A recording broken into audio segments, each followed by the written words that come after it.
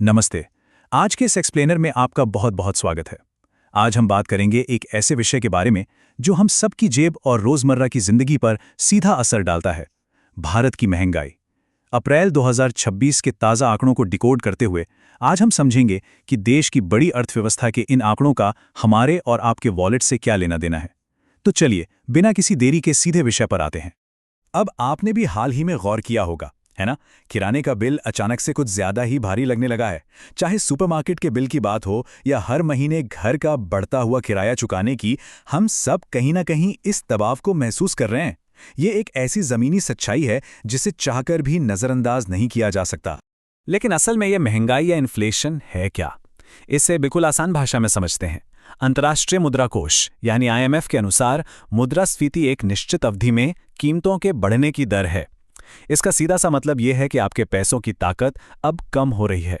सोचिए, कल जो सामान 100 रुपए में झोले में भरकर आता था, आज उसी 100 रुपए में शायद उसका आधा ही आए। तो आज के इस एक्सप्लेनर में हम इन 4 अहम चीजों को समझेंगे। पहला, जीवन यापन की लागत। दूसरा, अप्रैल 2026 के सरकारी आंकड़े आखिर क्या कह रहे हैं। तीसरा, इन बढ़ती कीमतों के पीछे के असली कारण क्या हैं।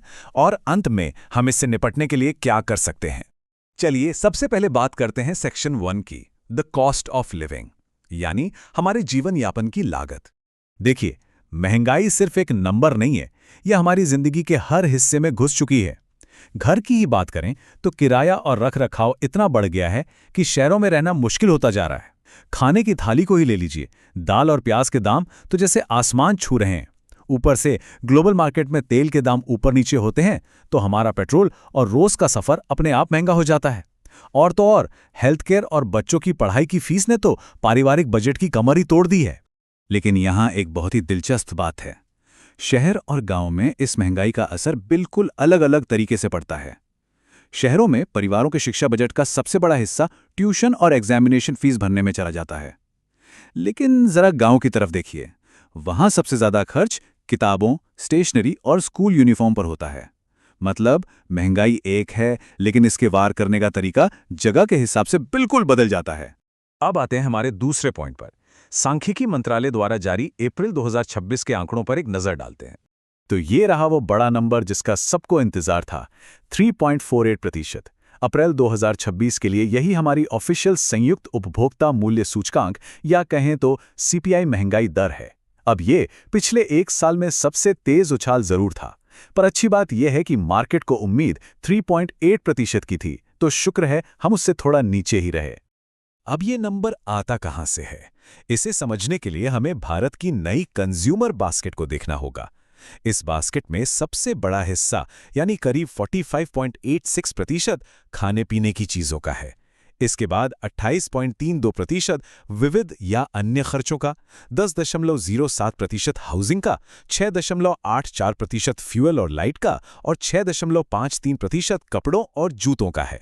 सीधा सा लॉजिक है, अगर खाने पीने की चीजें महंगी होती हैं तो इस 45% हिस्से की वजह से पूरी महंगाई दर छलांग मार देती है। और यहां आंकड़ों में एक और चौंकाने वाली चीज सामने आई है।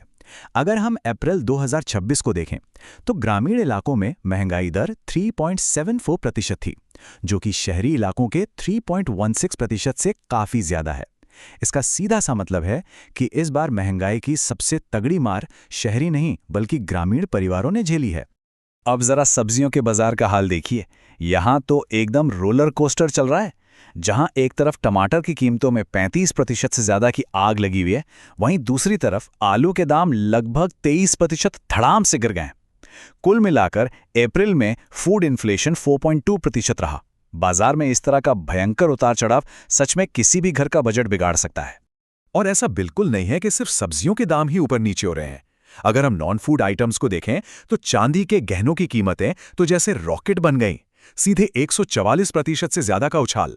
बिल्कुल अनबिलीवेबल है ना? लेकिन वहीं दूसरी तरफ गाड़ियों की कीमतों में 7% से ज्यादा की बड़ी गिरावट देखने को मिली। मार्केट में इस वक्त एक अजीब सी हलचल मची हुई है। चलिए, अब अपने तीसरे सेक्शन की ओर बढ़ते हैं। आखिर इन सब चीजों के पीछे के असली कारण क्या हैं? सच कहूं तो भारत में कीमतें बढ़ने के पीछे मुख्य रूप से 4 कारण काम करते हैं। पहला है डिमांड पुल, मतलब आईटी बूम और लोगों की बढ़ती इनकम की वजह से लोग ज्यादा खर्च कर रहे हैं, जिससे डिमांड तेजी से बढ़ रही है।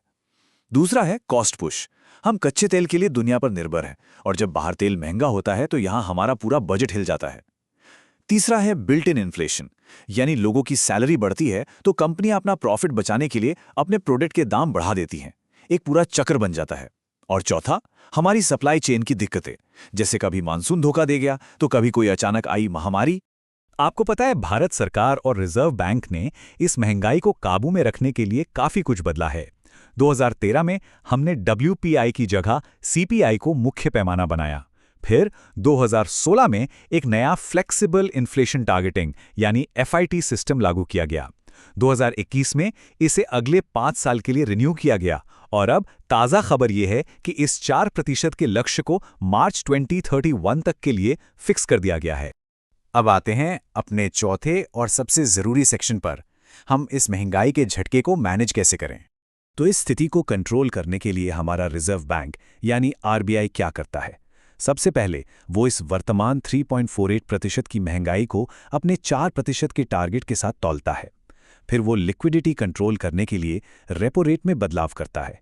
अगर महंगाई ज़्यादा है तो वो रेट बढ़ाकर बाजार से कैश फ्लो कम कर देता है, जिससे एक गर्म अर्थव्यवस्था थोड़ी ठंडी हो सके। इसके अलावा वो कैश रिजर्व रेशियो यानी CRR को भी बदलता है ताकि बाजार में लोन देने के लिए पैसे की लिमिट तय की जा सके। और सिर्फ RBI नहीं, सरकार भी इसमें अपनी अहम भूमिका निभाती है।